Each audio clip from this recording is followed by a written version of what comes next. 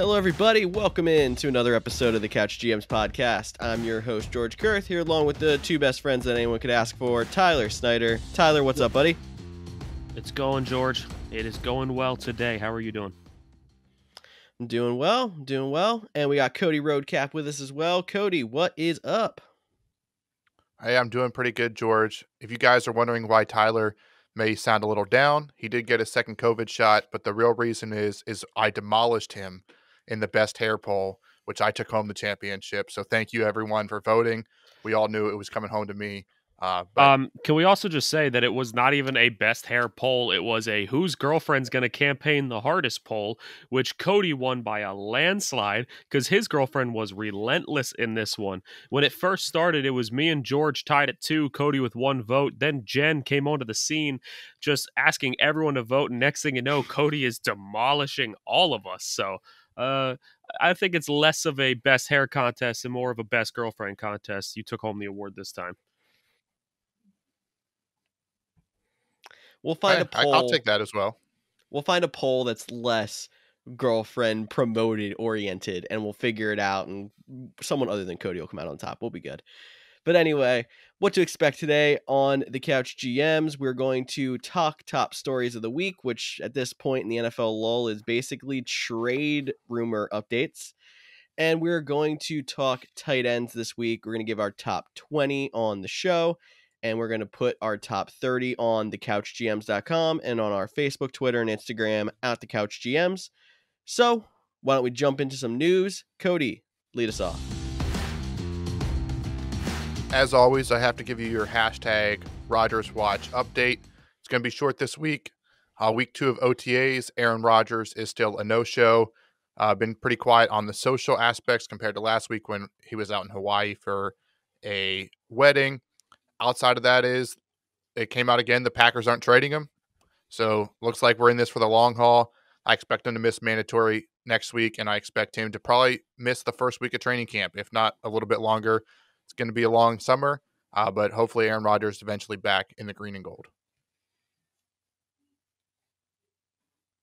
Yeah, I mean, not too much more to add on there. If anything comes out other than them just saying the same exact things, we will let you know. Tyler, you got something? I was going to say, it's only fair. I said it last week. Cody's going to talk about hashtag Rodgers Watch. I got to talk about hashtag Julio Jones Watch. The most recent news that I have heard was that the Rams and the Ravens are officially out on Julio Jones. They will not be pursuing him any further. There is still some talks of him potentially going to the Raiders, potentially going to the Seahawks, but the news I did hear, and it is not just me being a Titans fan, was that a lot of teams around the league just kind of assume he's going to the Titans at this point. A lot of teams actually aren't pursuing him as heavily because of the fact that they expect the Titans to get him. And it very well could be a game of chicken at this point. The Falcons could very well be saying, hey, look, we got all these teams that want Julio. You might want to up your offer. And the Titans are saying, we don't think there's as many as you're saying. We're keeping our offer where it is and seeing which one bites first. But at this point, huge 180 from last week. It's looking more and more like Julio to the Titans, but still plenty of time. And you never know. Mystery team could always sweep in there too. Eagles are also in the top 3 in betting favorites, so we will see, but I do agree it seems like it's going to be the Titans at this point. And since you guys have your own hashtag watches, I'm going to throw in Zach Ertz into the mix. So we're going to have Zach Ertz watch here this week. Since it's June 1st, a lot of cap things have changed. It did for Aaron Rodgers. It did for Julio Jones, I'm sure, as well. And with Zach Ertz, it made it so that the Eagles could clear more cap by trading him. So the rumors have heated up again. And the big one this week was the Bills, who did restructure the contract of Stephon Diggs to clear up some cap space. Everyone immediately assumed, oh, this is for a Zach Ertz move. They are a tight end needy team. It would make sense there, but there hasn't been any official word of an offer going out. Some of the other betting favorites there would be the Indianapolis Colts, the LA Chargers, and again, the Seattle Seahawks. And then one of them we heard a little bit before was the Arizona Cardinals. So we'll see if anything heats up on Zach Ertz this week, but starting to hear some things out there again. Tight end needy team. No love for Dawson Knox. Nope. I Maybe mean, I but have they're more not really love a for tight Dan end Arnold, and needy that's kind team. of sad. Oh, I wouldn't go that far, but this team just doesn't use the tight end. So maybe it's because of Dawson Knox. Maybe it's just because they prefer their trio of wide receivers that they have on the roster. I'm a little surprised at the Colts being so high. I have to feel like it's just like, let's get the Eagles band back together. Frank Wright, Zach Ertz, Carson Wentz. But the Mhm. Bills would make a good addition for that. Wow, can't even speak today. Win the hair competition, still can't speak. No surprise there. But yeah, the Bills, I like that fit. Don't roll your eyes. I'm I'm gonna rolling. talk about it all. You got to go over to YouTube.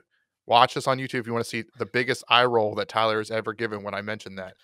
But I I would also like don't that know fit if why he ends the up. hair competition is being targeted at me today. If you remember last week, it was George said he had the best hair, and Cody said, "Whoa, whoa, whoa! I'll fight you on that." And I'm just like, I don't even have a chance, but I'll be a part of it, sure.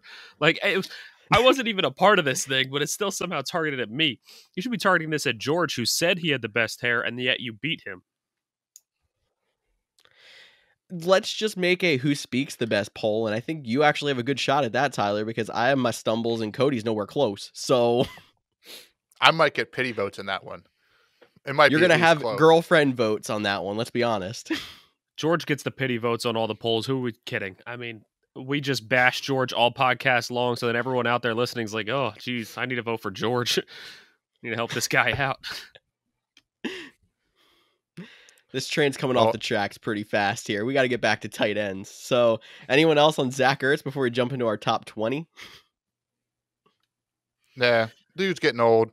He's not a huge difference maker for fantasy, even if he does get traded, in my opinion. So let's get into our top 20. Top 20 early tight end rankings here. We are, like I said before, we're going to post our top 30 on the couchgms.com later this week. So, number 1 on our list, I don't think anyone's going to be able to guess it. It's someone absolutely crazy, and it's actually consensus by us. It's Tyler, do you want to say it? Honestly, we could just fly through the top three. I mean, number one, Travis Kelce. Guys, don't overthink it. Travis Kelce's the best tight end in fantasy. Um, Number two, who cares about the injury? It's George Kittle. George Kittle is the second best tight end in fantasy, can put up Travis Kelce like weeks. There's just more questions at quarterback, not as high scoring of an offense. And then number three, a guy that we didn't even know his name 3 years ago, and that's Darren Waller. But now he is just a household name. He's one of the most consistent tight ends outside of those top two. And don't get me wrong, guys, when it comes to tight ends, you have those top two in Kelce and Kittle, and then it's a step down to tier three or tier two of Darren Waller. Not super far down, but don't go drafting Darren Waller at the same spot that people are taking guys like Kelce. Um, but yeah, that's our top three, guys. It's pretty consensus. It's pretty straightforward. Don't overthink it. So we've talked on podcasts the last few weeks that you would take Travis Kelce near the end of the first round or early second round, definitely if he falls that far. How early would you take George Kittle? Because you do say he's up there with Travis Kelce. I don't really think he's that big of a step down from Travis Kelce. The only reason that he wasn't a world beater last year was because of the fact that he did get injured. I mean, that happens, and you can't draft based off of injury. We've said it before. So I don't think I would take Kittle in the first like I would with Kelce, but second round, and if he falls to the third, absolutely, I would take him in the third round. Yeah, I would say third round is about where I would take him. Uh, I know I'm probably a little bit lower on drafting tight ends, even though these two are elite. Currently, if you're playing best ball or you are, some people are already drafting in fantasy football, which is crazy to me because these are way too early and you have a long way to go until the season starts. But he's currently sitting number 23, which is around 210, the 10th pick in the second round. So I like that spot for him currently, maybe a little bit lower in the third. But then Waller's only 5 spots behind him. So it sounds like even though we have him at 3, we're looking at the 4th round for Darren Waller. He probably won't be there in your fantasy drafts because people will see tight ends start going and someone will take him. But just keep those in mind. Kelce, end of the first round. Probably wait to the end of the second, third for Kittle, and then end of the third is the highest I would go on Waller, but 4th and preferably the 5th if he would even fall that far. Oh, if Darren Waller falls into round 5, I'm smashing that draft button on my computer. But I think that is about what I would think as well. I think round 4, I'm comfortable. So then we go on to the not as clear, not elite tight ends here. So number 4 on our rankings, there's a little bit of a difference for the first time, but not much. And that's Mark Andrews. It's another guy who's been around this spot for a couple of years. He's shown to be the most consistent pass catcher in Baltimore. We'll see if anything changes with them trying to stack up the wide receiver core, but he's always going to be the safety valve. And when it comes to this already, you're looking at tight ends that are going to be inconsistent. There's just no depth at the position. You're going to have frustrating weeks, but Mark Andrews can put you up those 25, 30-point weeks on occasion, which can be a game changer at this position. So, Tyler, you're the only one that doesn't have him at 4 on your board. You have him at 5. So, any reason for that, and who do you have it for? I'm so ready for some Ravens fans to just reach out to me and be like, why every week do you have the Ravens ranked lower than everybody else? Yeah, I do hate the Ravens, but that's not my reasoning here, obviously. I have him ranked 5th on my board. It's not like I have him super low or anything. I really like Mark Andrews. I think he's a great fantasy tight end. I drafted him super high in a dynasty league after already drafting a different tight end that I was even higher on, and there's nothing different about it this year. The only reason I have him ranked lower is because I like the next guy just a little bit better. But honestly, Mark Andrews is in a run first team. There is some other weapons there that I could see them going to if needed.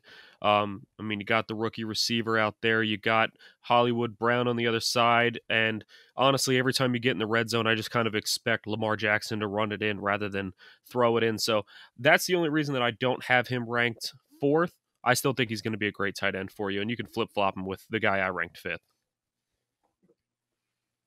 Or guy I ranked 4th, I should say. Yeah, and I'm just going to spoil the spirit, or spoil the secret here of who we're not talking about. But number 5 on our list and who Tyler has 4 is the tight end from the Detroit Lions, TJ Hawkinson. And I was with Snyder right there, 4 or 5. Which one do I want to give the edge to? I gave the edge to Mark Andrews because I think the Ravens will be a better team, having more scoring opportunities. But like we talked about last week, there is literally no wide receivers on the Detroit Lions this year. I know TJ Hawkinson, I think he led all tight ends last year in drops, so he has to correct that. But he's going to have a lot of opportunity. There's a lot of, between Kenny Galladay and Marvin Jones leaving, there's a lot of targets that are up in the air. They should go his way. Jared Goff's a new quarterback and a new system. Always say first year, they love to lean on the tight ends. So TJ Hawkinson could be the guy that you're drafting. He might get overdrafted in some leagues, or if he does fall, he could be the guy that ends up winning you your championship because he has so much potential at the amount of volume out there for the Detroit Lions. And don't forget that Jared Goff is the quarterback for the Lions now. And with tight ends being so hard to find and so hard to get any kind of value out of, Jared Goff had Tyler Higbee and Gerald Everett, 2 different tight ends, both fantasy ownable in the last 2 years and even potentially fantasy startable in the last couple of years. So Goff does like to use his tight ends, so keep that in mind as well. But George, you have him ranked all the way down at 7. What are you thinking here about TJ Hawkinson? So I do definitely think he has a chance to get volume this year. I don't like that there's not a lot around him to take some pressure off of him, which might be part of the reason why I do have him a little bit lower. But it's not even really that I think he's going to be bad. I think he's going to be great. He could end up being one of the more consistent of the tight ends, but I don't know if I love his boom potential as much as the next 2 I have on my list, which is why it's 5, 6, 7 for me, really close. And I just happen to pick the other 2 first just because I feel like if you're not going to get consistency and there's no guarantee Hawkins is going to be a consistent 10-point a week tight end, I would rather have the guys I feel more confident that can put up 20, 30-point weeks more than Hawkinson. So that's why I'll just take us into number 6 really quick. My number 6 is Dallas Goedert. I mean, he's my number 5. He's number 6 on our consensus board. And I'm doing this basically saying Zach Ertz is getting traded. And if Zach Ertz gets traded, I like how Philly always uses the tight end so much. And you're going to have down weeks from them as well. But we saw how much Zach Ertz had so much of a control of that offense. And he was the third to fourth best tight end in the NFL for fantasy for how long? And I've seen nothing out of Dallas Goedert that says he's no less talented at catching the ball. He actually might be better with the ball in his hands than Zach Ertz ever was, which is even more of a chance for him to boom any given week. So I'd put him at 5 just for the chance that he can get those big weeks. But that's only if Zach Ertz gets traded. I got to chime in here. Dallas Goedert is one of the tight ends that I am lowest on, one of the guys that I am avoiding in drafts if I can. I have him ranked at 8th in my rankings. If I could rank him even lower, I would, but it's kind of hard right now because of that potential that he does have. Zach Ertz, there's no guarantee he's gone. We kind of expect him to be traded, but there's no guarantee that he is being traded. So you do still have to bank on him being there until the news is broken that he is traded. And with that being said, Zach Ertz can still take some targets. He is still a big name in that offense. He's still got the big contract. He's going to be used. They're not just going to bench him for Goddard because he's not happy being there. And yes, Zach Ertz has contributed huge for that team in years past, which is why you kind of expect Dallas Goedert to take over and become big.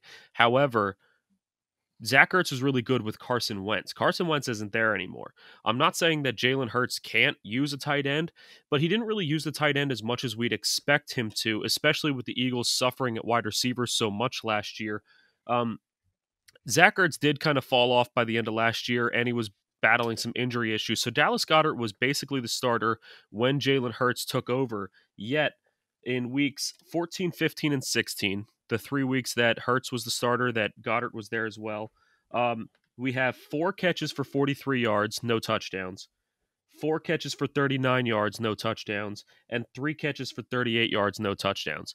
That's not the kind of guy that I want to draft as a top 10 tight end, or especially a top 5, top 6 tight end. That's a guy that I am avoiding. I don't want that kind of production until Jalen Hurts proves that he can use Goddard more. It is worth noting that Ertz was hurt a lot last year, but he did play in weeks 14, 15, 16. So it wasn't a full workload for Goddard. There was a split. If you add their stats together, Ertz had 2, and 3 catches. If you're getting 6 to 7 catches out of your tight end, if he were to happen to get all those tight end targets, it's not as bad.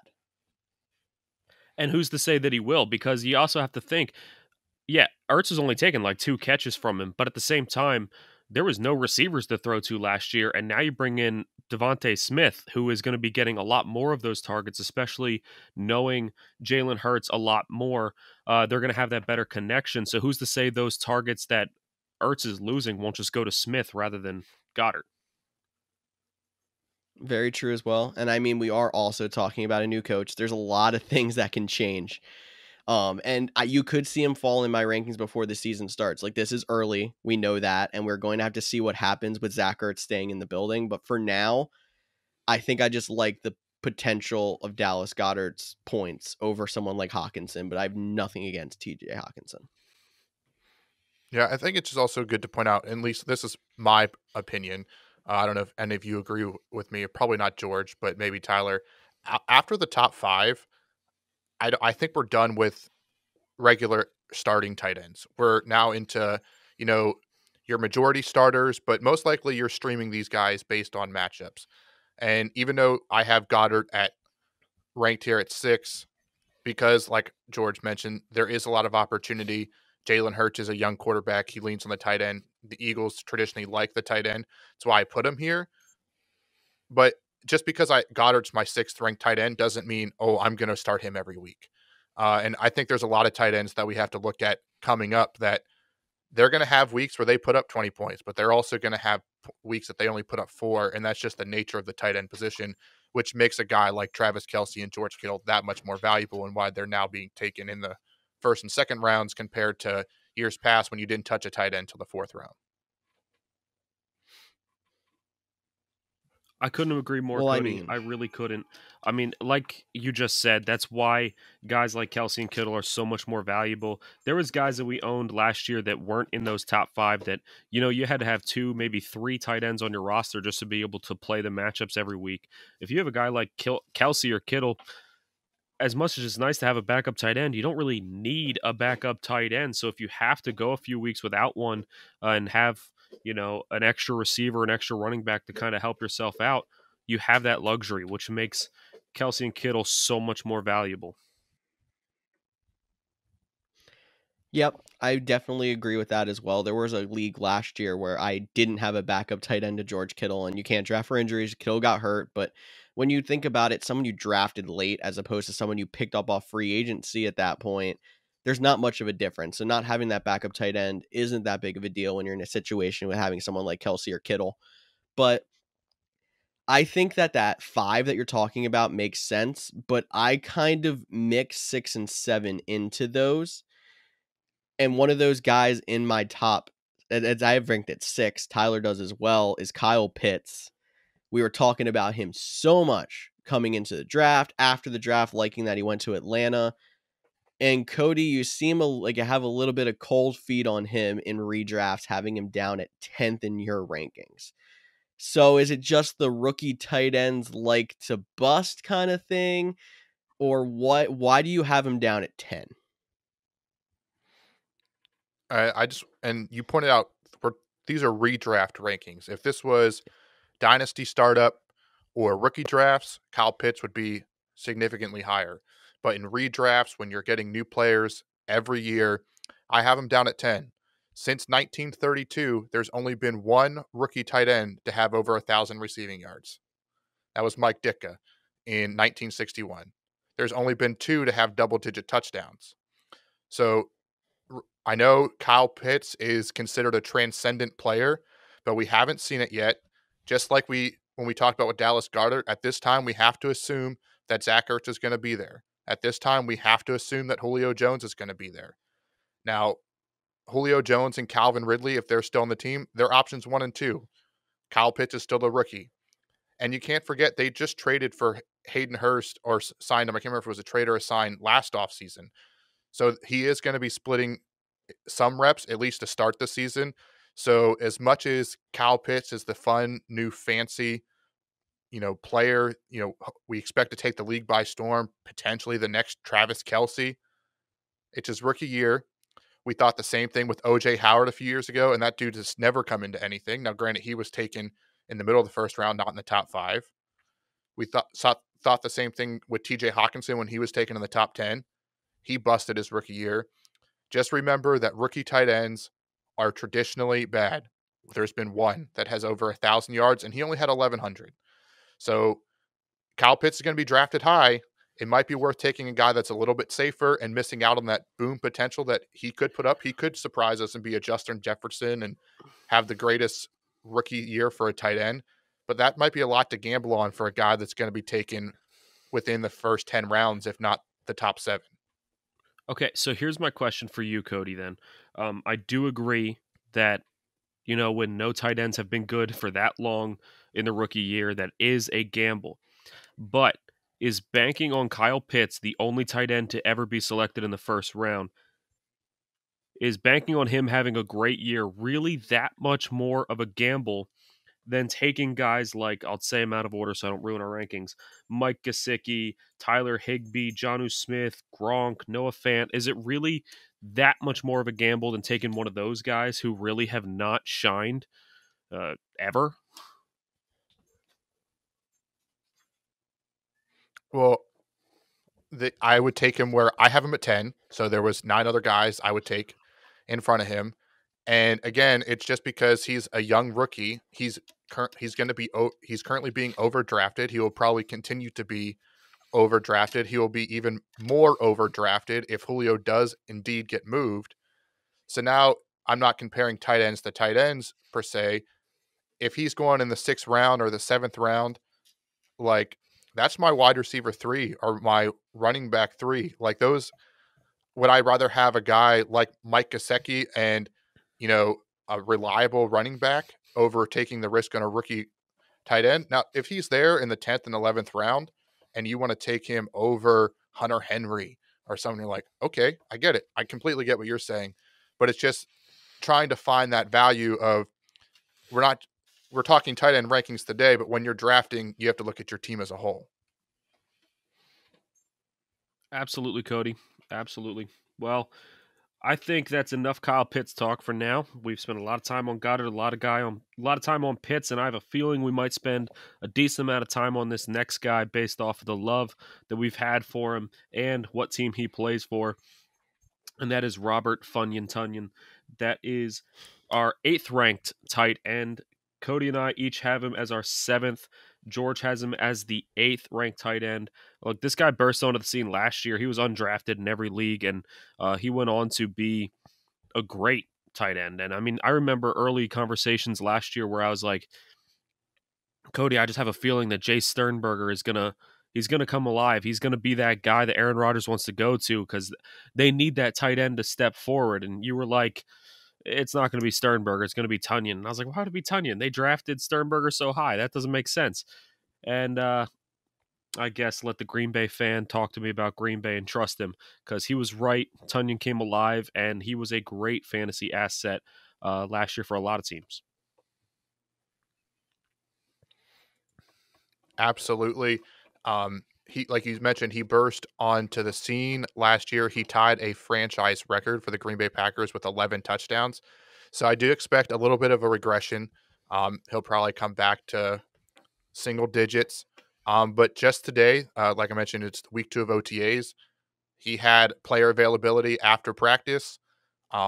He talked about how he didn't care about last season. He still has a lot to work, a lot of stuff to do to prove himself in this league.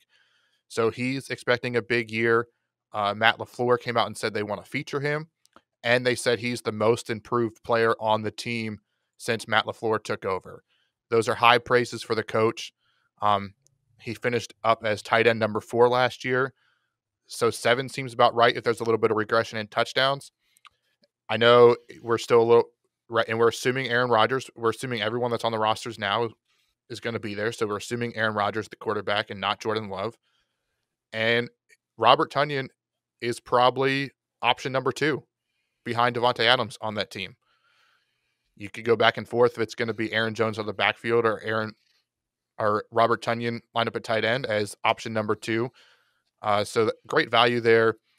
And maybe like this is the guy, like if someone's going to overtake Kyle Pitts and I can get Robert Tunyon, I would rather do it. Now, Kyle Pitts could explode onto the scene like I mentioned, but I feel like with Robert Tunyon, you're at least going to get 5 to 6 targets a game.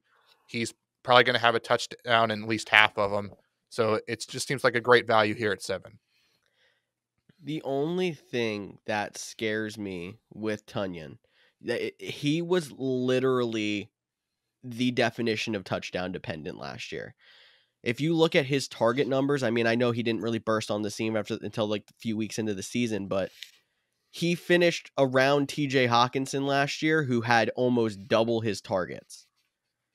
Like, if those are going to go up, and you can convince me those are going to go up, I'll be even higher on Tunyon than I am right now. But he needs to keep that touchdown number up to stay at this spot, in my opinion, because he either needs to etch out more targets and get more catches to help you in that PPR format, or he's going to be so boom or bust. And I get it, everyone else around it in tight ends is as well, but it could even be more than others in this area of your draft. Yeah, I hear you, what you're saying. He did have a 4-week span from week 10 to week 14 where he had 5 targets each of those games. Maybe we'll see a little bit more of that. But it is safe to point out that a lot of these guys that we're talking about are going to be extremely touchdown dependent. And if we're assuming Aaron Rodgers, we're going to assume there's going to be a lot of touchdowns, which is why he's probably a little bit higher for me and Tyler than you, maybe.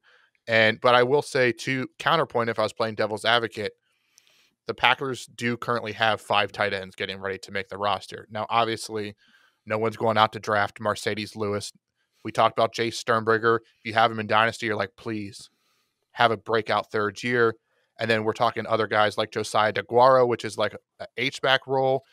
slash tight end, and then same with Dominique Daphne, which you're probably like, who the hell is Dominique Daphne? It's only a true Packers fan that knows that one. None of those guys were taking them, but if there's 5 tight ends, there's always potential that 2 of them are on the field and Robert Tunyon's not. So just something to keep in the back of your mind. But I still like Tunyon here at number 7. All right, moving on to our next guy, which real quick before we move on, I just want to say, Cody, you made the comment that Tunyon is the most improved player on the team since Matt LaFleur took over. I just want to say that the most improved person on the team since Matt LaFleur took over is Matt LaFleur. I don't know what the hell happened there. Packers are like, oh, terrible OC, going to be a great head coach. And then they were right. Doesn't make sense. Anyway, moving on to number 9. I think just didn't like Tennessee. Maybe I just don't like you. Moving on to number 9, we have Noah Fant out of Denver. Cody has him at 8. I have him at 9. George has him at 10. One of the first guys that we are completely split on. Not that we're really that far off. I mean, guys, honestly, our entire tight end rankings are very similar. And to everybody out there listening, if you're drafting any one of these guys from here on out, just know that most likely you're going to have to take another tight end or 2 to make sure that hopefully you get a good one. Because like we said, other than those top guys, it's really hard to find value down here and find someone that's consistent and really going to be good for you. And honestly, if you can take 2 tight ends and they both break out, huge trade value. So definitely look at a second tight end if you're at this point. But George, you are the lowest out of Noah Fant for all of us. So what is your breakdown on Noah Fant? I think my biggest thing with Noah Fant would have to be I don't like his quarterback position situation as much as some of the other tight ends in this area. He is one of the more improved players from last year. He did have a decent workload, but I kind of want somebody who has a little bit more of a reliable thrower of the ball when I'm at this part of the draft. Like, it's so hard to judge tight ends in general just because of the way offense is using them and the way that they're inconsistent. So if I can have anything in my head that makes me feel like, oh, this guy might have a better chance because X, that's why I would put them above. So, I mean, it's not that I don't like Noah Fant. I'm still right there next to you guys in rankings, but that's literally the only thing I can come up with. Yeah, for me, Noah Fant, I know we're assuming Drew Lock is going to be there. Some of us are higher or lower on him. Not the biggest fan, but they seem to try to at least force the ball to him. He had 93 targets last year and only came up with 62 of them.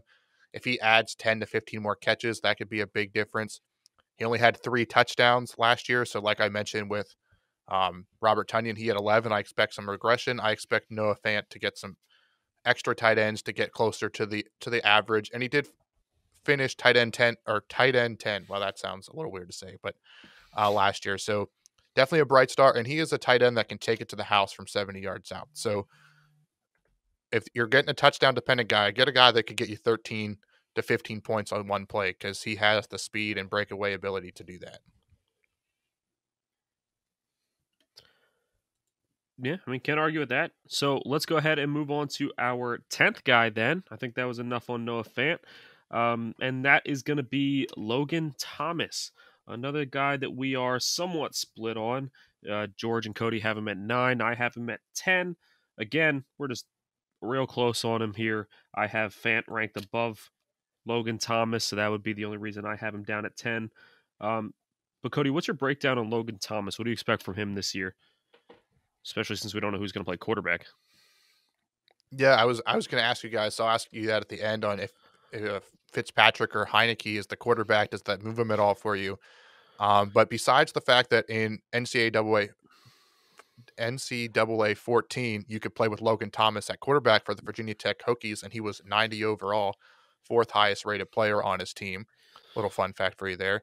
He has progressed well into the tight end role and pretty much burst onto the scene at the end of last year and was like that tight end that would like won people championships because of how well he played in the second half of the season.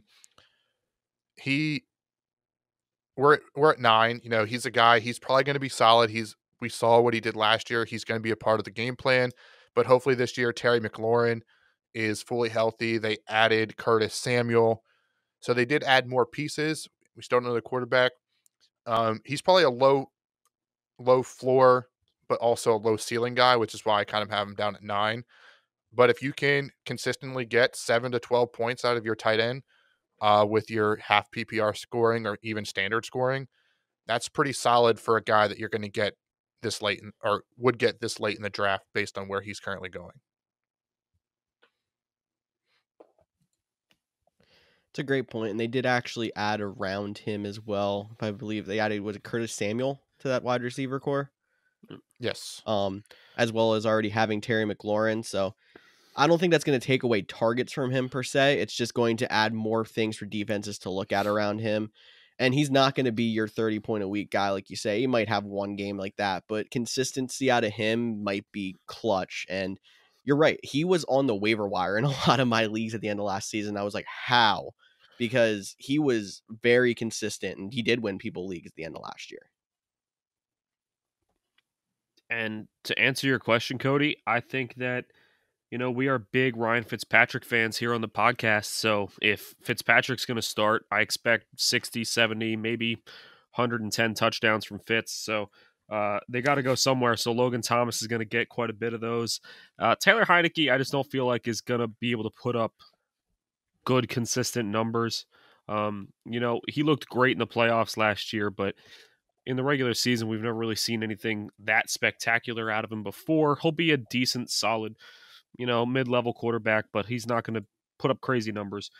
Fitzpatrick has more of an ability to put up big numbers when he wants to. The only issue with Fitzpatrick is he's inconsistent. He has 3 weeks in a row where he is, like a god of football and a must-have in all leagues and is putting up crazy numbers, and you're just like, who is this guy? And then next week he puts up 2 points, doesn't get anybody else any points. So honestly, that really didn't answer your question at all, but I don't think it really moves the needle that much either way, having either one of them as the starting quarterback. I agree. I'm going to do the cop out as well and say I don't think it matters too much either way. I might lean a little bit higher on Thomas if you have Fitzpatrick, but I think I'm higher on Heineke than you two are from how it sounds, from how we've talked about this. But I just don't see him moving him too far because I don't see a reason I would put him below anybody, and it's in our 11 to 15, and I'll just run them down. We'll hit some rapid fire here. So 11, we have Mike Gesicki from Miami. 12, Irv Smith Jr. from Minnesota. 13, Giants, Evan Ingram. 14, Rams, Tyler Higbee. And 15, the first of that New England duo in Jonnu Smith. So, I mean, I wouldn't see putting Logan Thomas below any of them, but any of those 5 you guys want to talk about? Sure. I would definitely take Irv Smith Jr., currently sitting at 12 on our rankings. I have him at 11, Tyler 13, George at 12. And we know Adam Thielen and Justin Jefferson are there. So Irv Smith will probably be touchdown dependent like most of the tight ends in this range. But they did move on from Kyle Rudolph, so he is definitely the starting tight end. And there's not really a second option, so not going to be a split like some of the guys a little bit lower. And I often think Irv Smith Jr. is the forgotten tight end because he came out the same year that Noah Fant and TJ Hawkinson did. But he was still a high draft pick. He comes from Alabama. He had some flashes last year. He has some great playmaking ability. He could be a sneaky guy that, he might be this year's Robert Tonyan. He could end up catching 11 touchdowns and ending up as a top 5 tight end just based on the touchdowns. Now, if you don't play in the weeks if you play in the weeks he doesn't catch touchdowns and you sit at the bench in the weeks he does, that might happen. Just because I don't think there'll be a lot of consistency. But Irv Smith Jr. is one of my favorite tight ends, especially this late. And one of the guys I'm trying to get in as many leagues as possible because I love the opportunity that he could present. I'll touch on for a second Jonnu Smith. I feel like I have to, former tight end of the Titans. But honestly, Jonnu Smith, I think he has a floor. He is there with Hunter Henry. They have both of them now. And even with an extra tight end there, that's already going to hurt your value. Plus, you have Cam Newton throwing you the ball, and I just don't trust Cam Newton to put up decent points. I mean, yes, Mac Jones could take over at some point, but We don't know when or if that'll happen. So right now it's Cam Newton throwing the ball, a team that I think is going to struggle on offense mightily this year. So I wouldn't put a ton of faith into Jonnu Smith. The only nice thing about him is, just like Cody said, he's with Noah Fant. He's the kind of guy that only needs 3 targets a game because he can take one of those 70 yards to the house because he's got that kind of speed and that kind of build. But honestly, the guy I really want to talk about is Evan Engram. He's a guy that was a top 5 tight end in redrafts not that long ago. He's still young. He's kind of the forgotten guy because of his inconsistencies and his injuries. I feel like the inconsistencies have been a big part of Daniel Jones more to blame than Evan Engram. But we did see last year Evan Engram and Daniel Jones really started to form a bond. The only reason I have him down this far, I have him ranked 12th, Cody at 14, George at 13. But the only reason I have him down this far is because of the fact that there's so many other weapons in New York that I feel like they can go elsewhere. But honestly, I think Evan Engram, out of those 11 to 15th ranked guys, has the highest ceiling of all of them and the most potential to break out and be one of the top 6, 7 tight ends. So don't discount Evan Engram yet. And a lot of people are going to be shy of Evan Engram because of Kyle Rudolph. But if we'll remember, Kyle Rudolph was never really an elite fantasy tight end because he honestly turned into more of a blocking tight end as his career went on. He has the ability to steal some touchdowns. I get that. But you're right. Engram should be the person that demands a lot of the passing attention from the tight end position. And I'm going to run us down 16 to 20 because I really want to compare our rankings on Jonnu Smith and Hunter Henry. So 16, we have Rob Gronkowski. 17, Anthony Ferkser from the Titans. 18, Hunter Henry. 19, Gerald Everett, who's now on the Seahawks. And 20, Blake Jarwin of the Cowboys. So I'm the one who has Jonnu Smith considerably higher than Hunter Henry. I have Jonnu at 14, Henry at 19. Cody, you're kind of close. Henry at 15, Jonnu at 16. And Tyler has Jonnu at 16 and Hunter Henry at 18. So I kind of got my 14 and 19 there out of what we used to see out of the Aaron Hernandez and Rob Gronkowski combo, but then just dumbed it down. So like we always saw Gronk was like a top 2, 3 tight end.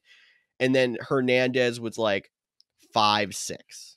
He was consistent. You could play him every week, but he was not quite as good. So I kind of took that little bit of a spread and then just dumbed it down because we obviously don't want to take the risk on. We don't see what either of these two are going to do on the offense. We obviously don't like the quarterback as much as Tom Brady. So that's where I thought, and I thought Jonnu Smith is going to see more of the targets than Hunter Henry. Hunter Henry would just get more touchdowns. So, Cody, you're the one with Hunter Henry ranked higher. Why would you have Hunter Henry before Jonnu? You just said it. Hunter Henry's going to get more touchdowns. I got him at 15 to 16. It's not like I have him significantly higher. I think Jonnu Smith will get more targets, more receiving yards, and then Hunter Henry will get more touchdowns. But in fantasy, that's what matters. Touchdowns are the difference maker. And out of our 16 through 20, I'll let Tyler talk about Anthony Ferkser because that's his boy. But just don't draft Rob Gronkowski. We've talked about it with the wide receivers. They have so many weapons. Cameron Brate is still there. Robert Gronkowski is going to go in like round 8 or higher because of his name. Please don't do it. Win your fantasy leagues. OJ Howard is still there. Okay, OJ Howard is still there too. So there's so many options on that team. I just do not draft Gronkowski. OJ Howard is just one of the most talented tight ends. Even if you put him on this list with some of these other guys, he's one of the most talented tight ends on this list, and yet he is just nothing because he's third on the depth chart at tight end on that team. And even though he's one of the best receiving tight ends they have, they used him as a blocker last year. Like, there's some teams out there that could really use a tight end. Titans are one of them. George said that the Bills are a tight end needy team, but honestly, there are some tight end needy teams out there. Can OJ Howard finally go to a team that he's going to be used? Like, is that a preach moment? Him and David Njoku. I'd love to see Njoku go to a team where he can finally be a number 1 tight end. His contract will be up. I just want to see it now. I'm impatient. So we're going to start. Yeah. We're going to start the hashtag free OJ Howard hashtag again here. So let's be But careful. you're right. With, Like, Yeah, let's make not sure we say put free Howard there. OJ. I mean, that could Yeah. become very controversial. free OJ Howard. Make sure you put Howard on the end. You're right. No, and I think what Cody's saying is like, feel free to draft Gronk if he falls down the draft boards enough where you can get him in the late rounds as that flyer, because that's definitely worth it if he's your tight end too, especially near the bottom of the tight end twos. But everyone's going to overdraft him because of the name and because of the team. And you're right. Do not take him in round 8. Take him in round 12. That would make sense. We're not saying don't draft him at all, but don't draft him around his ADP. Which is currently 7th round, 8th pick. 81 Yeah, that's overall. way too early. high. I wouldn't take him until at least the double-digit round. So For I got to sure. talk about my boy. Now, Tyler, the floor is yours. Got to talk about him. The man, the Ferk, the legend, Anthony Ferkser. He is one of my favorite tight ends in the league, mainly because his name is just awesome. I mean, Ferkser, it's just powerful. But no, in all honesty, guys, and this isn't just me talking as a Titans fan. This is me talking as a fantasy football player who knows way too much about the Titans. Right now, we don't have Julio Jones, okay? We don't. And we need to play as if he's not going to be there as of now, because you can't bank on a trade like that. And our rankings will change later on the season based off of, moves that happen around the league. And Josh Reynolds is currently the number 3 ranked wide receiver on that team, our new signing. Nick Westbrook-Ikhine, the rookie from last year, he is ranked as our number 2 receiver. If you're wondering who that is, exactly. So right now, Anthony Ferkser is the number 2 target after A.J. Brown, because Derrick Henry doesn't catch the ball. I mean, we hear that every year. So Derrick Henry doesn't catch the ball. A.J. Brown can't catch everything. Anthony Ferkser is the number 2 target on that team, on a team with Tannehill, who loves to throw the ball. And it's a team that has shown in years past that they love throwing to the tight end. It's one of their favorite targets, especially on third downs or goal line situations. Tight end is always the guy they want to go to. Also worth noting, Arthur Smith was the offensive coordinator last year who had the Titans as one of the better offenses in the league, but he is gone now. He's the head coach of the Atlanta Falcons. The new offensive coordinator for the Titans is last year's tight ends coach. So you have the guy designing the offense who knows everything he needs to know about tight ends. Who's the first person he's going to look to? So if the Titans go out and sign another tight end, that's going to move Ferkser down the board. If they go out and get Julio, that's going to move Ferkser down the board. But right now, the only other tight end on the roster is Jeff Swaim, a blocking tight end. There's no one else really worth noting. Anthony Ferkser is a sneaky late round pick. I couldn't agree more. I compared someone else to Robert Tonyan earlier in the show, but I probably should have saved it for here. A guy that no one's really talking about, could easily break out with double-digit touchdowns just based on volume and opportunity. I do like that pick.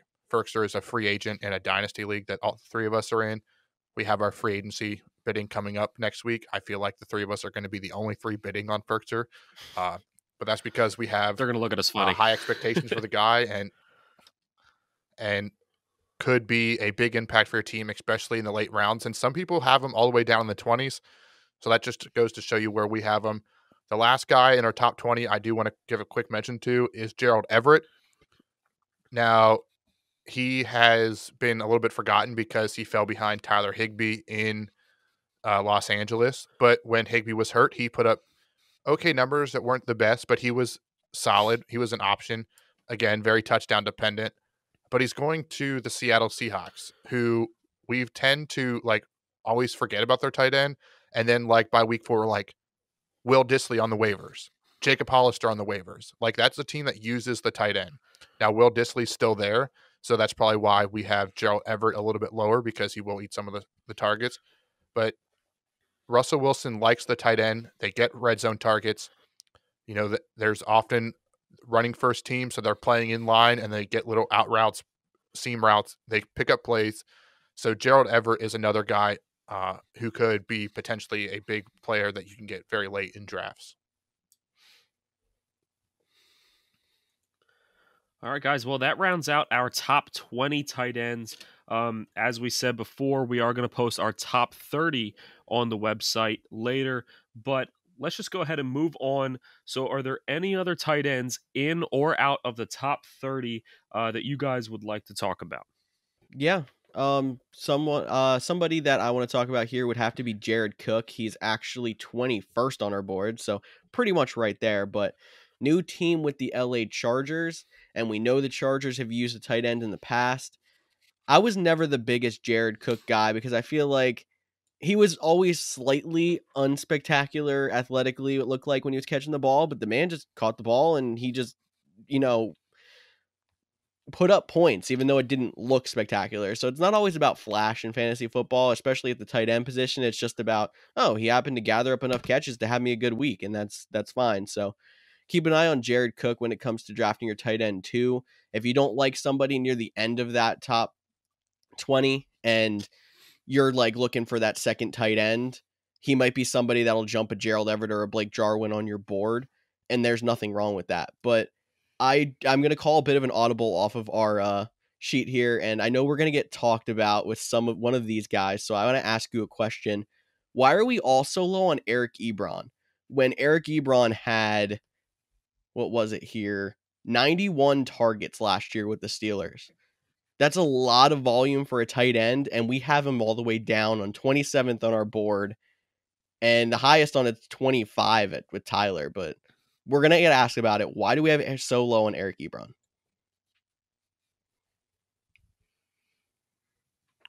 Because he finished tight end 16 last year, despite all those targets.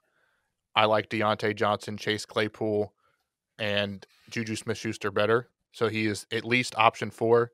They drafted a rookie in the second round in Baby Gronk, Pat Fryermuth out of Penn State. And they have Najee Harris, so they're going to have a running game this year. So, and last, Eric Ebron does have issues with drops. So just a lot of things going against him. Nothing against the player. He'll probably have some top 12 weeks just because that's how volatile the tight end position is. But he's not a guy that I'm going to rely on unless, maybe they're playing the Jets and the Jets are really bad again. Like could be a matchup dependent. But Eric Ebron isn't in the top 25 for a reason. Yeah, I agree with you, Cody. I find it funny that you have Eric Ebron ranked a little bit lower because he has drop issues, yet you say you like Deontay Johnson. It's just funny to me, honestly. I would throw an insult at Deontay Johnson, but he probably I dropped said that I like too. the receivers better. Yes, but you led off with Deontay Johnson, and when we went on the wide receivers podcast, you're all, why are you so low on Deontay? He drops everything. This isn't even the argument He had a right few now. games with the yips, and then he bounced back. This is not. Anyway, let's talk about how Deontay Johnson caught me the ball to beat the George and then got hurt, and I beat him by lightning. Can you not, though? After I traded you Deontay Johnson on top of that, actually. See? You traded me Deontay Johnson, it cost you. I traded Tyler Stephon Diggs, it cost me. More of the story. Don't trade with each other. Trade. Actually, always trade. Fantasy is more fun when you trade. At least respond to them, please. Please do not leave trades just sitting there to expire. But guys, back to the tight ends because we were getting way off track. I'm going to go with my guys. I have, first off, I'll go real quick. It's Cole Kmet, tight end for the Bears. I really like this kid. He was a rookie last year, so, I mean, you have the rookie tight end issue, and he was overshadowed by some other guys. Mitchell Trubisky is gone. Andy Dalton is in, but only for a little bit. Justin Fields will take over. He will step up. And like we've said before, rookie quarterbacks love the tight end to lean on, and Cole Kmet's going to be that guy. So he's not going to be a world beater. He's not going to set the world on fire, but he is a sneaky late-round flyer that you can plug in during good matchups. And another guy I real quickly want to highlight is someone that we don't even have ranked in our top 30, and that's Delaney Walker, my boy, one of my favorite guys ever.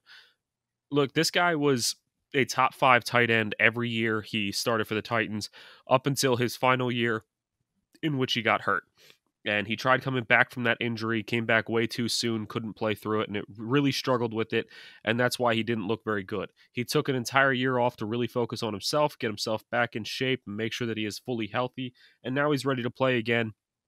I mean, he's not going to be the same guy he was. He is getting up there in age, but this guy still has the ability to put up points, and if he can slot into a team, I mean, like the Titans, he would slot in over Ferkser, and he would take a lot of targets. And there's other teams you could say this about as well. he really could be valuable. I'm not saying draft him, but you might want to just keep a close eye on him in case some teams sign him. He is already getting some looks. He did have a workout for the 49ers today. However, he did not get signed. But, just keep an eye on this guy. He still has a potential to put up some points this year. Yeah, I do like the keeping an eye on Delaney Walker, and Cole Kmet would have been higher for me if I wasn't worried about Jimmy Grandpa stealing some end zone targets. Two guys I'm going to mention real quick is Jack Doyle. He's the starting tight end for the Indianapolis Colts. We saw how much Carson Wentz loved Zach Ertz when Frank Wright was calling the plays, the offensive coordinator. So keep an eye on Zach Doyle or Mo Alley Cox in there. And the last guy is Adam Troutman. He might not be a big name. People might not recognize him. He went to a small school. He's a young player, but he is now the starting tight end for the New Orleans Saints.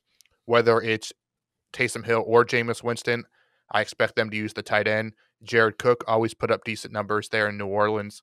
I look for Troutman to do the same. So just two guys, again, not in our top 20, probably will go undrafted, but keep an eye on, watch some preseason games, don't watch to see their stats, watch to see how quickly they're being taken out, because the quicker they're being taken out, the more likely they're going to have a bigger impact on the offense. So something to keep your eye on during preseason. But that wraps up our tight ends. So as always, thanks for listening. Hopefully you enjoy next week's show that I will not be on because I will be on vacation. So enjoy just George and Tyler. It won't be as good without me, and that's okay, but they're going to hold down the fort and do great. But as always, thanks for listening. He left us with the fun kickers and defense episode, if you haven't noticed there, Tyler. Hey, kickers are people too, all right? They have feelings. They need to be drafted. Kicker shouldn't be even in fantasy, so probably a good thing I'm missing that episode. Hey, that's a good debate for next week, and you won't be a part of it to argue your side. That sucks. Definitely, after listening to this show, you're going to want to reach out to us. Let us know who you have ranked higher, who you have ranked lower. Tell George that he's an idiot for having Dallas Goedert ranked so high. That's totally fine. Tell Cody that he really doesn't have the best hair. His girlfriend is just crazy. Whatever you want to say, as long as you are getting involved, awesome. That is what is important. This podcast is way more fun for us and more fun for you when you get involved. Don't forget, tell your friends, keep listening in throughout the off season. We're going to give you even more rankings, and we're going to even go through all of our best fantasy tips as we continue on the NFL lull. Thank you one more time for listening into this week's episode of the Couch GMs podcast. For Tyler Snyder and Cody Roadcap, I'm George Kerth, and we'll see you all next week. Boom.